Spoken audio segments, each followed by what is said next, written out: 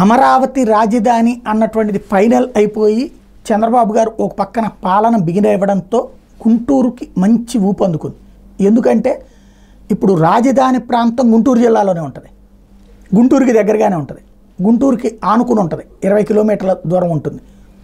ఇటు అమరావతి రోడ్డులో నుంచి చూస్తే 20 కిలోమీటర్ల దూరం ఉంటుంది, టోటల్గా లెక్కేస్తే 28 కిలోమీటర్ల దూరం ఉంటుంది. ఇప్పుడు గుంటూరుకి లింకప్ రోడ్స్ సెటరైట్ చేస్తున్న పరిస్థితి.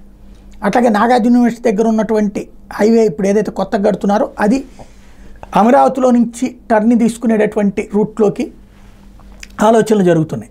టోటల్గా చూస్తే గుంటూరు శివారు ప్రాంతాలు ఒక్కసారిగా మళ్ళీ ధరలు పికప్ అయిపోయినాయి. ప్రస్తుతానికి మొన్నటిదాకా అంటే చంద్రబాబు గారు అప్పుడు అధికారంలో ఉన్నప్పుడు గుంటూరు అవుట్స్కట్స్ భారీగా వెళ్ళిపోయినాయి, చుట్టుపక్కల ఉన్న పల్లెటూళ్ళన్నీ మాయమైపోయి ఆ పల్లెటూళ్ళన్నీ గుంటూరులో కలిసిపోయినటువంటి పరిస్థితి. ఆ తర్వాతన రేట్లు కూడా భారీగా అయినాయి, విల్లాలు అపార్ట్మెంట్లు ఫ్లాట్లన్నీ అవుట్స్కట్స్లోనే కట్టుకొచ్చారు.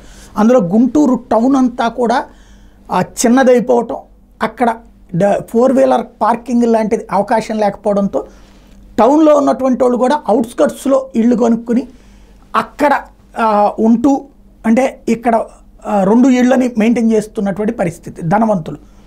ఇప్పుడు మధ్యతరగతి వీళ్ళందరూ కూడా ఇప్పుడు సచివాలయంలో ఉద్యోగాలు చేయాలనుకునేటటువంటి వాళ్ళందరూ కూడా దగ్గరలో ఉన్నటువంటి ప్రాంతం కిందన గుంటూరు చూస్తున్నారు, గుంటూరు వైపు ఇళ్ళు తీసుకుంటున్నటువంటి పరిస్థితి.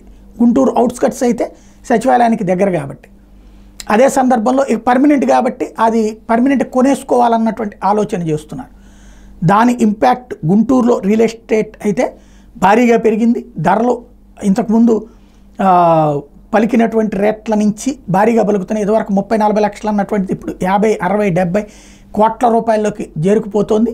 ఓవరాల్గా గుంటూరులో రియల్ ఎస్టేట్ బూమ్ ఊపందుకుంది.